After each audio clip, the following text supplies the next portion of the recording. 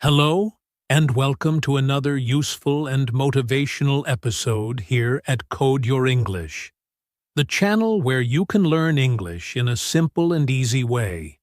I'm really happy that you are here with me today. Thank you so much for listening.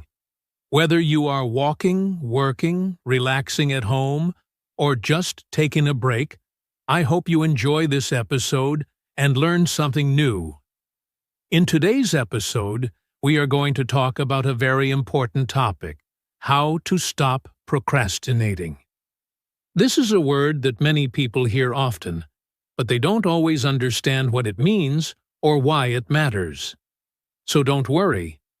I will explain everything to you in a simple way, and I will speak slowly and clearly so you can understand and repeat after me. This podcast is not only about learning new ideas, it is also a great way to practice your English listening and speaking skills. Now, let's talk about why this topic is so important. Procrastination means delaying or putting things off. It means we do not do something now. We wait, we waste time, or we do something else instead. We all do this sometimes. Maybe you want to study, but you watch YouTube instead. Maybe you want to clean your room, but you scroll on your phone. Maybe you want to start exercising, but you say, "I'll do it tomorrow." This is procrastination. And when we do it too much, it can make our life more stressful. We feel tired, worried, and sometimes even guilty because we don't finish our tasks on time. That's why learning how to stop procrastinating can help us become more focused, more organized, and more confident. If you are learning English and also trying to improve your life, then this topic is perfect for you. As you listen, I want you to pay close attention to the words and sentences I use. Try to repeat them out loud if you can. This is a great way to improve your speaking. If you don't understand something the first time, don't worry. You can pause, go back, and listen again. That's the great thing about podcasts. You can learn at your own speed. So in this episode, I will explain what procrastination is, why we do it, and how we can stop it. I will share simple tips that really work, and I will also tell you a short story to make everything clear and interesting. My goal is to help you learn something useful and also give you good practice for your English skills. Now, are you ready to begin? Let's take the first step to stop procrastinating and build a better, stronger you. One word, one sentence, and one habit at a time. Let's get started. What is procrastination? Let's begin by understanding what procrastination really means. The word procrastination might sound long and difficult, but its meaning is actually very simple. Procrastination means waiting to do something important. It means you know you need to do something, but you keep saying, "I will do it later." Instead of doing the task now, you do something else that is easier or more fun. In simple words, procrastination means delaying your work or avoiding a task that you should do now. Procrastination is more than just being lazy. Many people think that if someone is not doing their work or not starting something important, they are lazy. But this is not always true. In fact, many people who procrastinate are smart, hardworking, and full of ideas. But something stops them. That something is often inside their mind. It's not about being lazy, it's about feeling stuck. Let me give you a few examples. Imagine you have homework to do, but instead of starting it, you say, "I'm tired, I will do it after 1 hour." Then after 1 hour, you still don't start. And you say, "Maybe I'll do it tonight." But in the end, you don't finish it at all. That is procrastination. Or maybe you want to clean your room, but you pick up your phone and start watching videos. You say, just one video, but then you watch 5. Your room stays messy and you feel bad. That is also procrastination. Another example, you want to exercise or go for a walk, but instead you sit on the sofa and watch TV. You tell yourself, I'll start tomorrow. But then tomorrow becomes the next day, and then the next week. That's what procrastination looks like in everyday life. We all procrastinate sometimes. It is very normal. Everyone does it. Students, workers, even teachers and parents. It's not because we are lazy or bad people. Usually, we procrastinate because a task feels hard, boring, or uncomfortable. Sometimes we are afraid we won't do it well, so we wait and wait. Other times, we just don't feel motivated. We say, I don't feel like doing this right now. Our brain chooses something easier, something that gives us quick pleasure, like checking our phone, watching videos, or chatting with friends. These activities feel good for a short time, but they don't help us finish our important goals. Procrastination can affect our daily life in many ways. When we delay tasks, we often feel more stressed later. For example, if you don't study early, you feel pressure the night before your exam. If you don't start your project on time, you rush to finish it, and the quality is not good. This makes you feel tired and unhappy.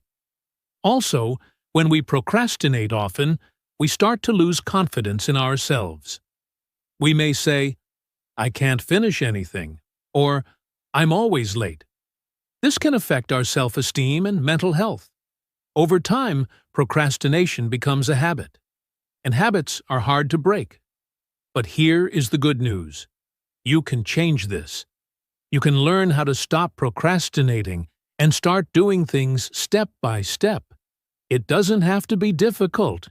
You don't need to be perfect. You just need to understand what procrastination is and why it happens.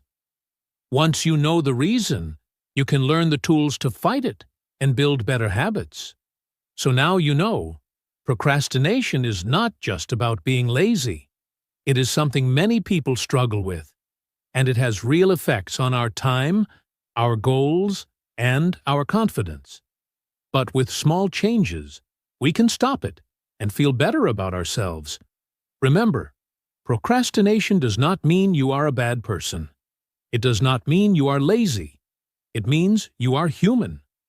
We all feel this way sometimes. But the good news is, you can change.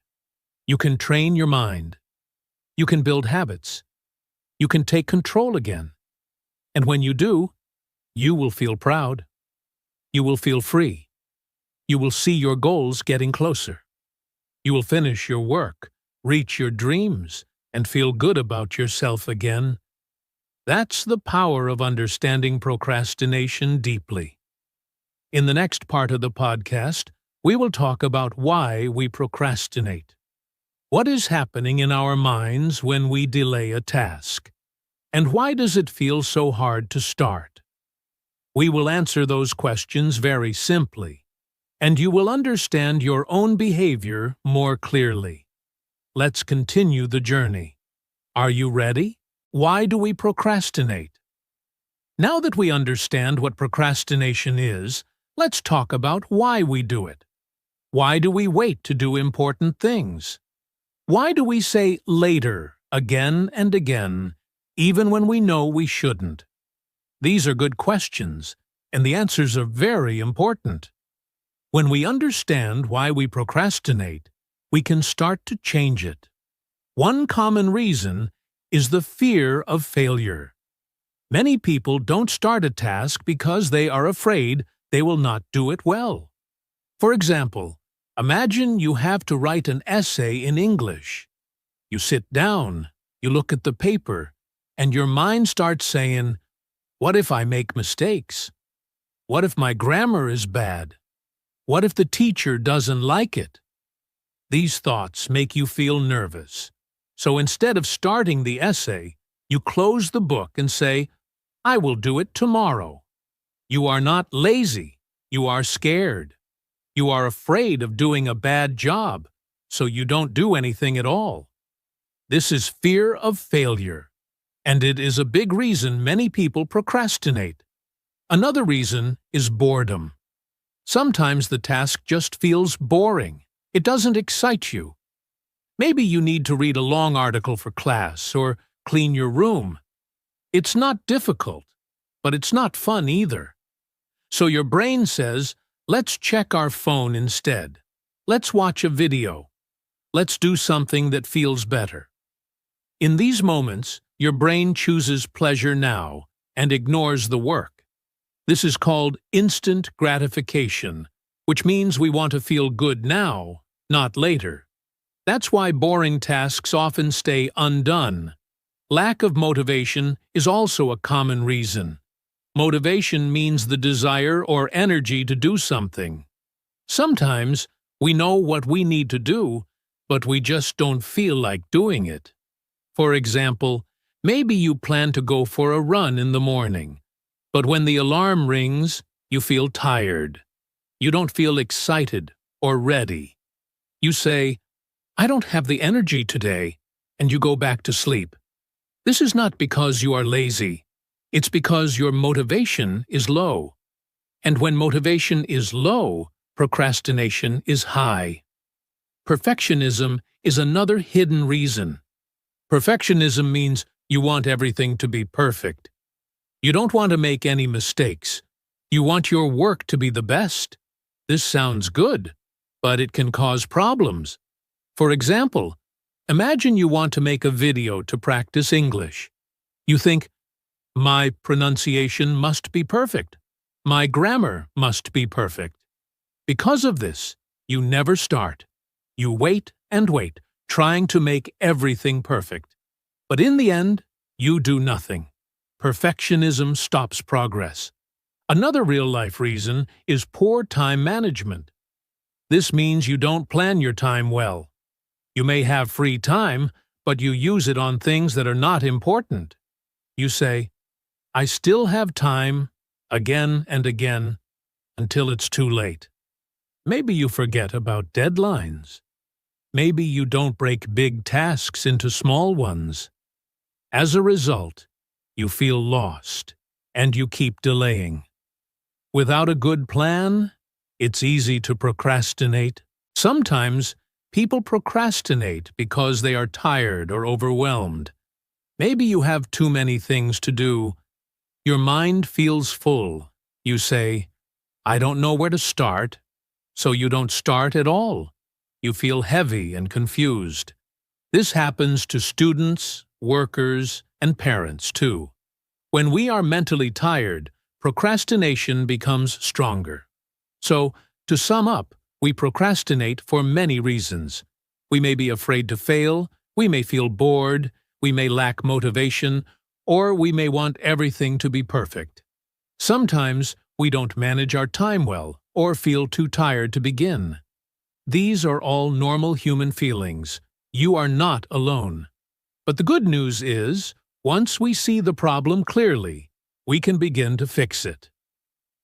In the next part of this podcast, I will show you how to stop procrastinating with simple tips and ideas you can use in your daily life.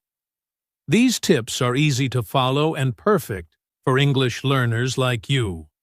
So, take a deep breath. You are learning, you are growing, and you are not alone on this journey. Let's move forward, together. How does procrastination affect us? Now let's talk about how procrastination affects us in real life. At first, it may not seem like a big problem. We think, "I'll do it later," or "I still have time." But over time, procrastination can create many problems in different parts of our lives. It can hurt our school life, our work, and even our personal dreams. Let's look at how this happens. First, procrastination can make school more stressful. Many students wait until the last minute to study for exams or finish homework. They don't start early. They think, I'll start tomorrow. But tomorrow becomes next week. Then suddenly, the deadline is very close, and they feel panic. They try to do everything quickly, but the work is not good. They don't have time to review or correct mistakes. This often leads to low grades and poor performance. Also, when students procrastinate a lot, they don't learn deeply. They just try to finish things fast. This makes it harder to remember what they studied, and it affects their long-term learning. At work, procrastination can be just as harmful. When we delay important tasks at our job, our work piles up. We miss deadlines or rush through things. This can make our boss or team unhappy. They may think we are not responsible. If we keep procrastinating, it can hurt our professional image. We might miss chances to grow, get a raise, or move to a better position. Also, when we don't manage our time well, we feel more pressure at work. We stay late or take work home. This leads to stress and tiredness, which is not healthy. Procrastination also affects our personal goals and dreams. Many people want to do big things in life. Some want to start a business, write a book, learn a language, or get in shape. But they keep saying, "I'll start next month," or "I'll do it when I have more time." Time passes, and they never begin. The dream stays a dream. This can lead to regret later. People look back and say, "I wish I had started earlier." Procrastination can stop you from living the life you want. It blocks progress and personal growth.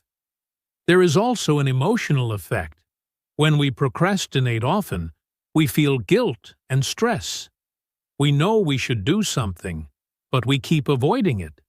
This creates a heavy feeling in the mind. It's like carrying a bag full of unfinished tasks. The longer we wait, the heavier it feels. This can also hurt our self-confidence. We start to believe that we are lazy or not good enough. We say to ourselves, "I can't finish anything," or "I always fail." These thoughts are not true, but procrastination can make us feel this way. In the long run, procrastination can even affect our mental and physical health. Too much stress and anxiety from unfinished work can lead to poor sleep, low energy, and sadness. We feel tired all the time, not because of too much work, but because of too much waiting and worrying. So, as you can see, procrastination is more than just a small delay. It can slowly damage many parts of our lives. It affects how we learn, how we work, how we grow, and how we feel. But don't worry, you are not stuck. You can change this. In the next part of our podcast, I'll share simple and useful tips to help you stop procrastinating and take control of your time and your future.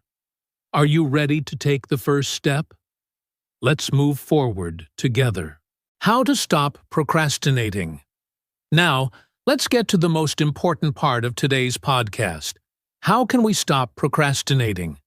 We know what procrastination is. We know how it affects us. But now we need real solutions. Simple and easy things we can do every day to change our habits. So in this part, I'll share 5 very useful tips. These are not difficult. In fact, they are small steps, but they can make a big difference. Let's go through them one by one in a natural way, like a conversation. The first tip is to make a small plan. When we think about a big task, we often feel scared or tired. For example, if someone tells you to learn English, it feels huge. Where do you start? What should you study? How many hours? It feels like too much, so your brain says, "Let's do it later." But if you make a small plan, it feels easier. A small plan means breaking the big task into smaller steps. Instead of saying, "I will study English today," say, "I will learn 5 new words in the next 10 minutes." That's a small goal. It's clear and simple. Your brain can say, "Yes, I can do that." When you complete one small step, you feel happy. Then you do the next one. This builds momentum and keeps you going. The second tip is to start with just 5 minutes. Yes, only 5. Many times we wait to feel ready before we begin. But the truth is, action creates motivation. If you start a task, even for just 5 minutes, your brain gets involved. You stop thinking and start doing. Let's say you need to write an email or clean your desk. Just tell yourself, "I'll do it for 5 minutes only." Often, after 5 minutes, you'll feel like continuing. But even if you stop after 5 minutes, you have still done something. That's better than doing nothing. This is a great way to trick your brain and beat procrastination. The third tip is to remove distractions. Distractions are the small things that steal your attention. These can be your phone, social media, notifications, noise, or even people talking. Imagine trying to study English while your phone keeps buzzing. It's very hard to focus. So, before you begin a task, take a moment to prepare your space. Turn off your notifications. Put your phone in another room. Close apps that are not needed. If you can, find a quiet space to work or study. Removing distractions helps your brain stay focused. You get more done in less time, and you feel more satisfied. The fourth tip is to use rewards. Rewards give your brain something to look forward to. When you do something difficult and then get a reward, your brain learns to like the task. Let's say you finish 20 minutes of English practice. After that, give yourself a small reward. It can be a sweet snack, a short break, or watching a fun video. This makes your brain happy and helps build a habit. Over time, your brain will connect work with good feelings. You can even create a reward system. For example, every time you finish 3 small tasks, you get a bigger reward. It's simple, but it really works. And the fifth tip is to stay consistent. This is very important. Procrastination is a habit, and we need to replace it with a new habit. That means doing small tasks every day, not just once a week. It doesn't have to be perfect. What matters is that you keep going. For example, if you practice speaking English for just 10 minutes a day, that's better than doing nothing for 5 days and then trying to study for 2 hours. Small and regular actions are more powerful.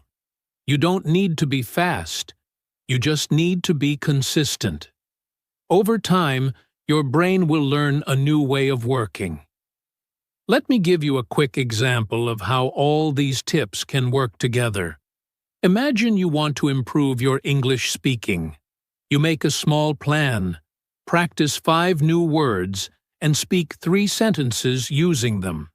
Then, you start with just 5 minutes.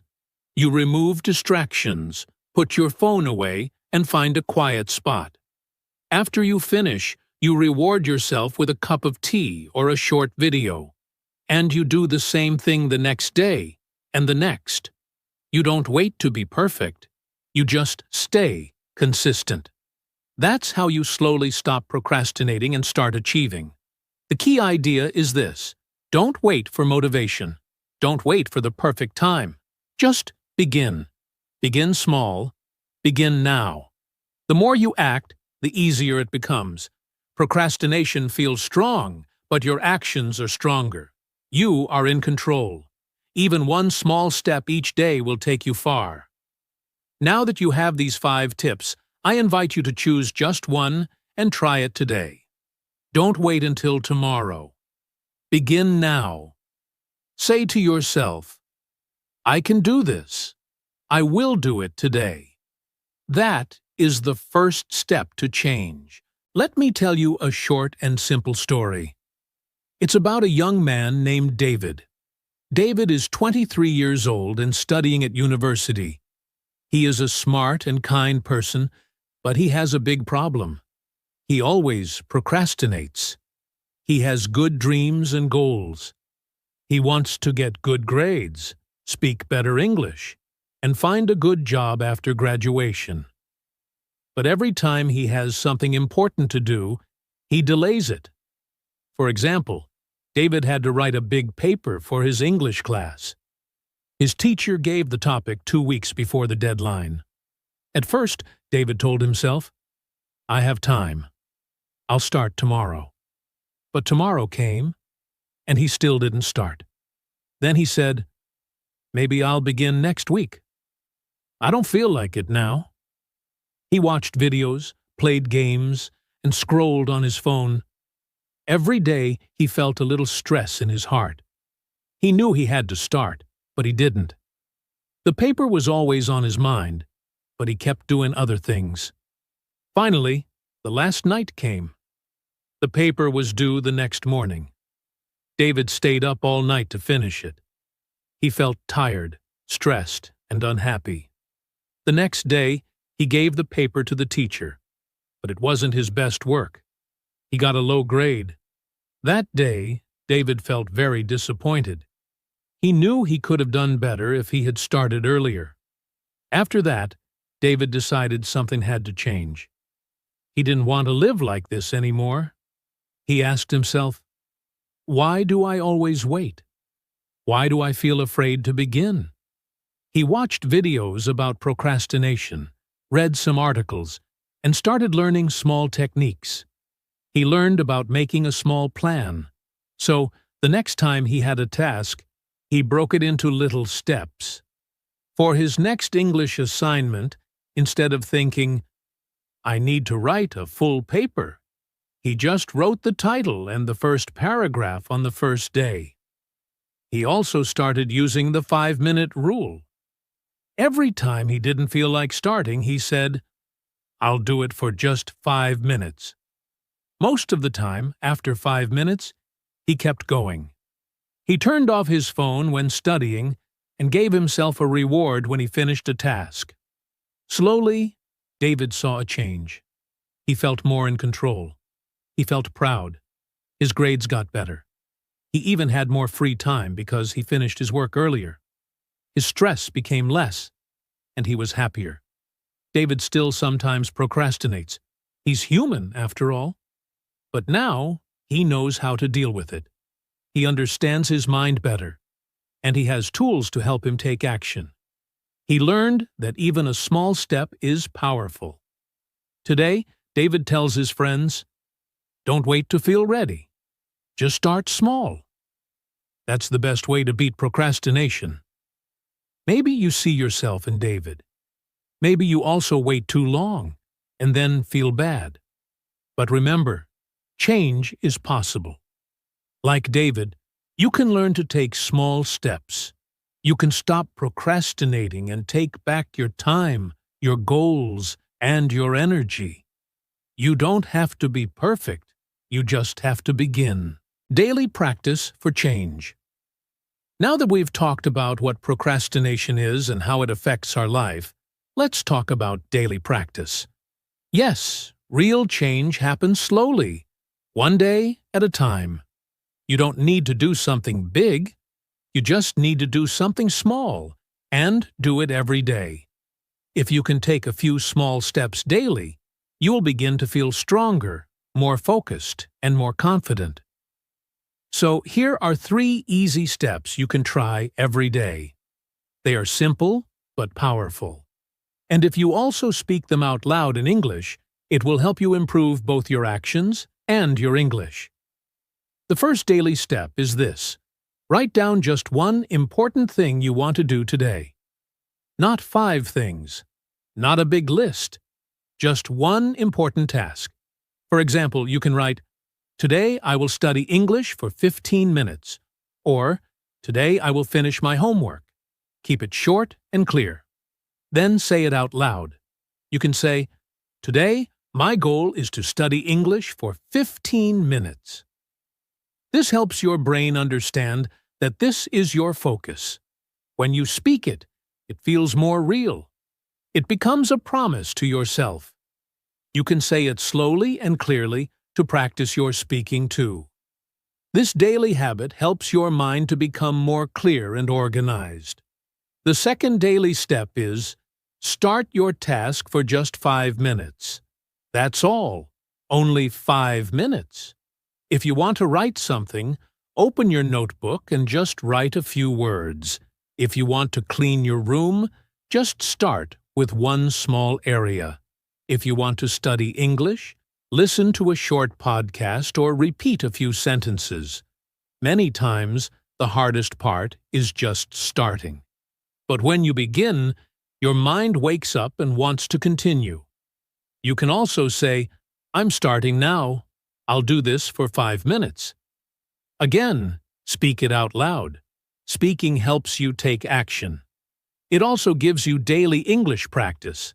Even if you stop after 5 minutes, it's okay. You still won. You moved forward. The third daily step is, give yourself a small reward. Yes, rewards are important. They give your brain a feeling of success and happiness. After you finish your small task, give yourself something nice. Maybe it's a few minutes of your favorite video, a little walk, or just saying, "Good job," to yourself. You can say out loud, "I did it. I'm proud of myself." This may sound simple, but it builds a strong habit. When you reward yourself, you feel good, and your brain starts to like finishing things. That feeling makes you want to do more tomorrow. These 3 daily steps may look small, but they create big change over time. Write one task, start for 5 minutes, and reward yourself. You don't have to be perfect. You just have to try every day. And when you do these steps, use English. Speak out loud. Repeat the sentences. Say your goal. Say, "I'm starting now." Say, "I finished it." This helps you grow in 2 ways. You stop procrastinating, and you improve your English. So tomorrow morning, when you wake up, try this. Say, "Today, I will do one thing. I will start small. I will speak in English." And smile. You are not only learning English, you are learning to take control of your time and your life. And that is a wonderful thing. Before we end today's episode, I want to say something very important to you. You have the power to change. Yes, you do. Even if you have been procrastinating for a long time, it does not mean you are lazy or weak. It simply means you need a better way. And now, you have that. You have learned what procrastination is. You understand why it happens. You know how it affects your life. And most importantly, you now have real, simple steps you can use every single day. Change does not happen in one day. But change begins the day you decide to take the first step. And maybe that first step is today. I know it can feel hard sometimes. I know it's easy to say, "I'll start tomorrow." But you are listening to this podcast right now. That means you are already trying. That means something inside you wants to improve, to grow, and to feel better. I want you to remember that small progress is still progress. 1 minute of effort is better than 0. One small step today is better than a big plan tomorrow that never starts. You don't need to be perfect. You just need to keep going. Every day is a new chance. You can start fresh. You can be kind to yourself. You can learn, take action, and grow stronger. Procrastination may try to stop you, but you can choose to move forward. Even when it's slow, even when it's small, your effort matters. You are building a new habit. You are building a better version of yourself. And that takes courage. You are already doing something great by listening, learning, and practicing. Also, as you continue your journey, don't forget to speak. Speak in English every day. Repeat what you hear in this podcast. Say the motivational sentences out loud. Say to yourself, I can do it. I am improving. I am learning every day. These words are not just for your ears. They are for your heart. They will give you energy and confidence. You are not only learning how to stop procrastinating, you are also building your English skills. That is something to be proud of. Thank you so much for spending your time with me today. I really hope this episode helped you in some way. You are not alone. Many people face the same challenge, and many people just like you are working to change. You are strong, and you are capable. Please remember that. I have a small request for you. If you liked this podcast and you found it helpful, please take a moment to support Code Your English. Your support means a lot and helps us create more simple and useful English content for you. First, don't forget to follow or subscribe to this podcast so you never miss a new episode.